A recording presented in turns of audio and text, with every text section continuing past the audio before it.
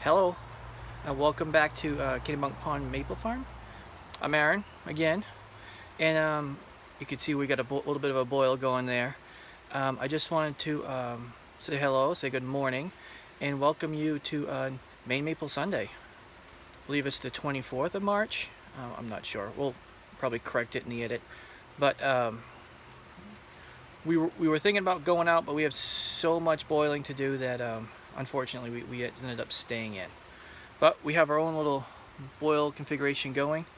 Hold on one second. I'm going to take you through some of the new changes that we've made and exact kind of how they all work, things that we're doing to make this better for us.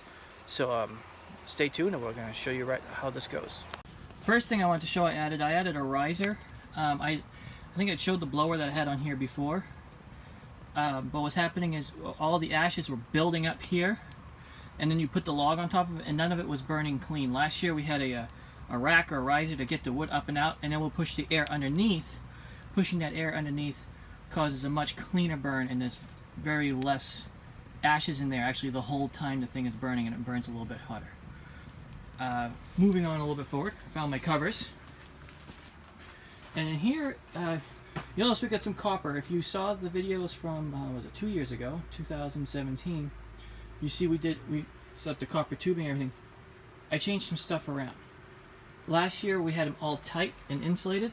This year it's all, it's loosely wound, so it actually heats up better, and you're probably getting 100, 150 degree, 100, I don't know, 20 degree water coming right out the pipe into the pan, so that allows it to run a lot more efficiently, so you're not always cooling it. Coming back over here, added a tank up here, just a storage tote with some through passages through that I've got some same kind of valve setup I had hooked up onto the can last year. So valve here to shut off this section, valve here to shut off this section. It leaks a little, we'll tighten it up. And then a valve here at the bottom, and this is the one used to control the flow. Over here, now we're gonna fill up this tote. It's kind of hard to see, okay. This tote fills in through this here, comes around. It's pumped, same pump I used 2 years ago. And then so I don't have to filter as much as I'm dumping it in and sending it through the pump, I installed a filter. This filter is just a screen mesh filter that you would use on your garden hose. I picked that up over at Home Depot. It was like 10 bucks. Those pieces of hardware together are way more than that. And it comes right down and pumps right into a bucket. So I'm gonna try. Now I don't have a good switch for this. My wife already gave me help. So you can hear the pump come on. Okay. So I connected that. You can hear the pump running actually. We got a bucket right here. As I showed you, it comes up through into here. Now I gave it an extra hose because when it gets towards the end, I'll actually tilt this whole tote up on that 2x4. And that runs right into here. So that way I'm not trying to load this thing up over here. Let me get a better picture from a little bit further back and I'll show you. So this is just a better shot of how it is set up. We get feed from here. And I left the hose long, so when I make some more room I can get some sort of bigger storage container. So it feeds up to filter, pump, tank, comes down to here, wraps around this copper coil, and then I set this to feed. So let me turn this on. And usually I don't set it really fast over here because it takes a little bit longer to heat up. But right now I want to fill this back pan up. So we have, we don't cool it off too much. So once you get that big, once that whole tank is a mass of hot water, you'll slow it down and it'll take a lot more to cool it off. So that's it in a nutshell.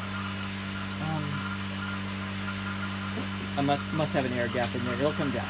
All right. See you guys in a little bit. Hey guys, it's later.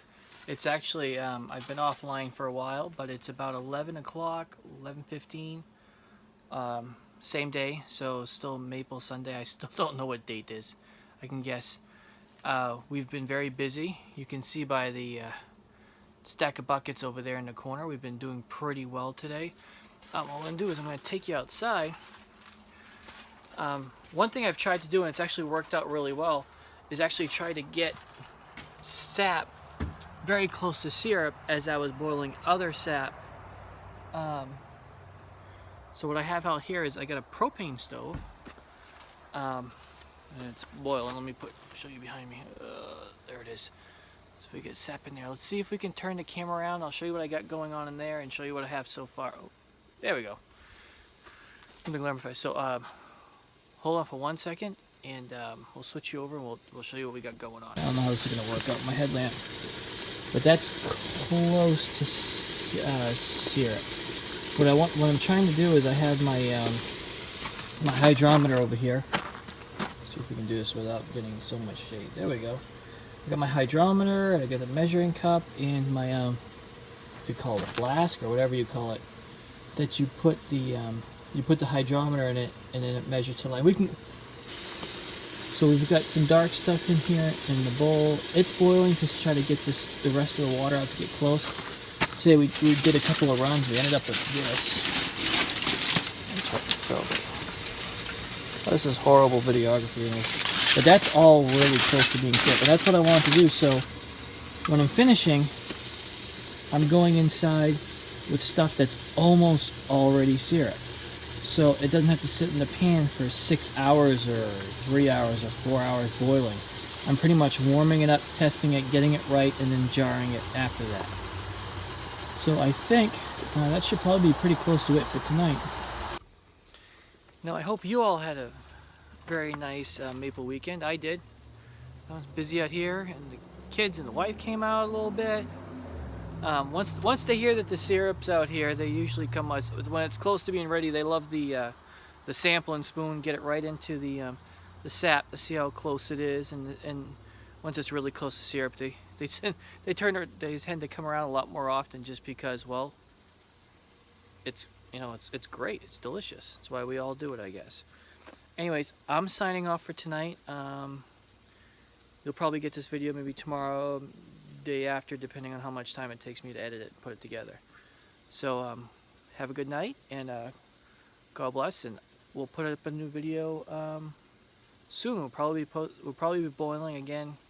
We still have a lot left, but it's gonna be cold at night, so we're gonna keep up with it, or we're just gonna get overwhelmed again. So I'll check you guys later. Have a good night.